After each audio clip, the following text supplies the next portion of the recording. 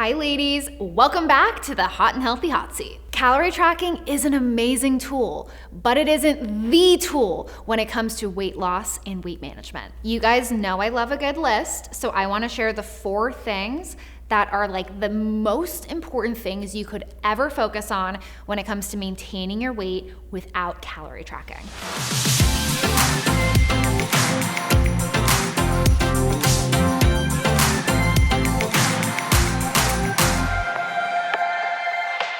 Tip number 1 that I truly live by is I try to make most of my meals at home. I gotta be honest, when I have gained weight, gotten off track in my life, when I am not fueling my body right, honestly, it's when I am just eating out, I'm not caring about portion sizes and doing the basics. It's really about your habits, and I really just find when you are planning your meals, you're prepping them, you're executing that at home, my clients have a much easier time hitting their targets, and it's not because eating out is bad, it's because they're really prioritizing the proper portions on their plate. So once again, tracking isn't the end all be all, it's actually using it as a way to understand those portion sizes, and of course, eating the nourishing foods that your body needs.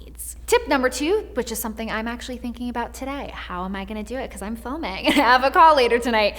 But I focus on moving my body every single day. And I know a lot of my clients sometimes hate movement, like I get it, but for health, I mean, think about it this way. There are things with work and your career and school, you know you have to show up when you're not motivated. The same mindset really has to be applied to health and feeling your best. I don't work out because I have to. I work out because I know I need to. See that difference there? Of course, injuries and setbacks and sometimes scheduling does make it hard to get active, but I really try to put movement and moving my body as top priority because it does make me feel good. It helps me regulate my appetite. It helps me sleep better. And of course, it really helps with your metabolism too. Tip number 3, hunger and fullness, baby. Woo!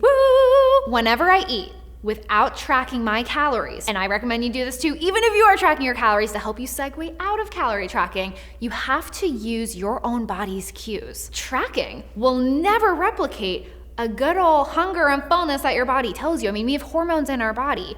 Ghrelin is our hunger hormone, grr, when we're hungry, right? Our stomach goes like that. And leptin is our fullness hormone. We have these signals every day, but a lot of women, we're not programmed to actually listen to them. That's why if you're trying to maintain your weight, you have to become attuned with your hunger and fullness instead of avoiding it. So I challenge you every time that you're eating, pay attention to how you feel. Have that guide your intake, and sometimes you will be shocked. You might not even want to finish some of the food on your plate, although you may have tracked it in MyFitnessPal, because you're actually just full. And this is what will help you segue off of tracking, and I hear this from clients all the time. My clients come to me saying, Lauren, I actually want to get rid of tracking. I feel ready. I mean, how magical and freaking amazing is that? That's because they've learned how to eat and work with their body, not against it. They fuel their body. They know their body instead of having an app tell them when to eat. You have to pair both together for ultimate success. So girlfriend, start paying attention to how you feel. And tip number 4 goes with calorie tracking. If you've been inside a TSN, you use my framework for weight loss and obviously weight management, but a meal schedule. I cannot tell you how helpful having structure around when you eat is, especially as you're getting rid of calorie tracking or you're thinking about maintaining your weight. But a meal schedule is helpful for loose parameters so we can avoid the grazing and the snacking and the random chaotic eating. I mean, that's what got us in the weight gain space that we might have all been in before, right? So when we have a schedule, we have positive structure, it's not a diet, it's understanding what is your normal diet. Of course, the weekends might look different, holidays and events might look different, but you have to have what I call a rhythm of eating.